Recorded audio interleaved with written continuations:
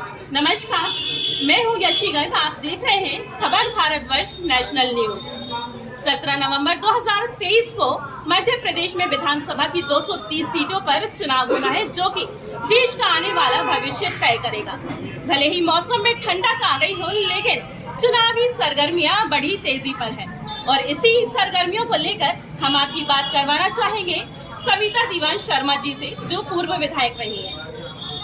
दीदी नमस्ते, आपका बहुत स्वागत है खबर भारतवर्ष नेशनल न्यूज में। जी, भाजपा प्रत्याशी विजयपाल सिंह ठाकुर पिछले 3 बार से विधायक रहे हैं और जनता ने उनको विकास पुरुष का नाम दिया है, और वहीं कांग्रेस प्रत्याशी पुष्पराज पटेल को लोगों ने किसान पुरुष का नाम दिया है। आप क्या कहना चाहेंगी इस बात को लेकर कि विकास पुरुष का सामना किसान पुरुष से है? देखिए, ये जो नाम दिया गया है, मेरा ऐसा मानना है कि वो कांग्रेस प्रत्याशी को नाम गलत दिया गया है। इस क्षेत्र का हर किसान जो है वो किसान का बेटा है। पुष्पराज पटेल का कोई ऐसा योगदान क्षेत्र में नहीं है जिसके कारण उनको किसान पुत्र की संज्ञा दी जाए। हर किसान का पुत्र किसान पुत्र है। दीदी, भ्रष्टाचार एक ऐसा मुद्दा है जिसको लेकर कांग्रेस पार्टी हमेशा से ही भाजपा पर आक्रामक रही है।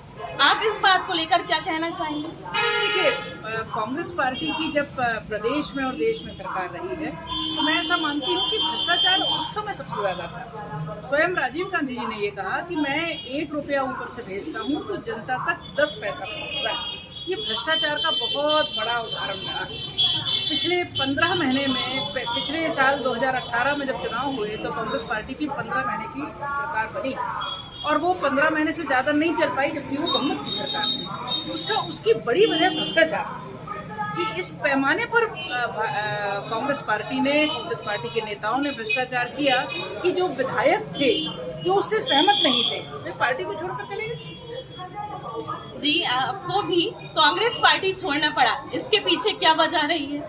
देखिए, एक तो मेरा बड़ा निजी कारण था कि कांग्रेस प्रत्याशी जो बने हैं उन्होंने मेरे पिता का अपमान किया, जो मुझसे बर्दाश्त नहीं हुआ, तो ये मेरा निजी कारण था।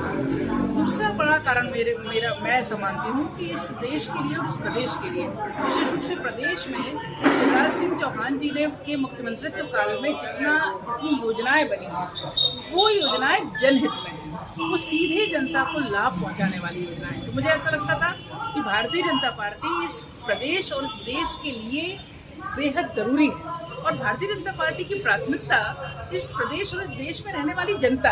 तो मुझे उस पार्टी के साथ जुड़ना चाहिए, मेरे श्रम का उस पार्टी के लिए उपयोग होना चाहिए जो देश और प्रदेश के लिए काम कर रहा है। मुझे लगा मेरी क्षमता का उपयोग वहाँ ज़्यादा अच्छे से हो सकता है, इस वजह से मैंने भारतीय जनता पार्टी का। कांग्रेस पार्टी दावा करती है नारी सम्मान योजना देने का, और वह पार्टी उस नारी का सम्मान नहीं कर पाई जो इतने साल से समर्पित रही है। वो आपका सम्मान नहीं कर पाई, तो हमारी आम जनता, जो आम नारियां हैं, उनको क्या सम्मान दे पाएगी?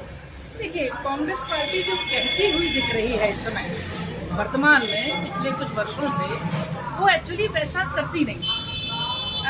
अब नारी सम्मान की आप बात कर रहे हैं, उससे पहले मुख्यमंत्री जी ने इस प्रदेश की हर महिला को अपनी बहन बनाया, और जिसके कारण लाडली बहना योजना इस पूरे प्रदेश में बहुत अच्छे से काम कर रही है। और जहां मैं जा रही हूँ चुनाव प्रचार के दौरान, हर बहन मुझसे ये कहती है कि हम अपने भाई को वोट कर रहे हैं, हम विजयपाल जी को वोट कर रहे हैं और शिवराज सिंह चौहान जी को वोट कर रहे हैं। तो जो करके दिखाए, नारियों का सम्मान करके दिखाए, इस प्रदेश की महिलाओं को अपनी बहन समझे, निश्चित तौर पर महिलाएं उनके साथ।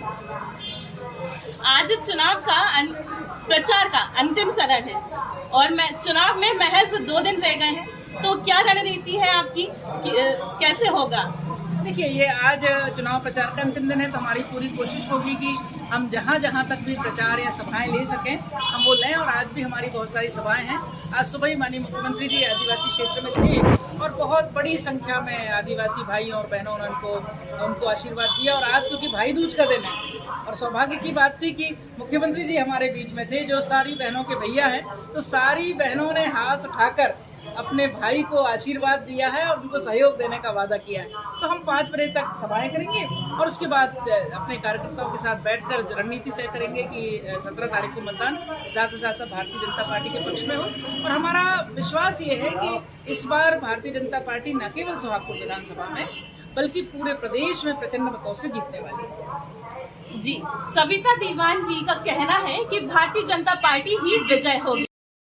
जब हमने 18 साल मध्य प्रदेश में बीजेपी की सरकार देखी है तो वही 15 महीने का कांग्रेस का कार्यकाल भी देखा है। अब ये जनता के हाथ में है कि विजय किसकी होगी।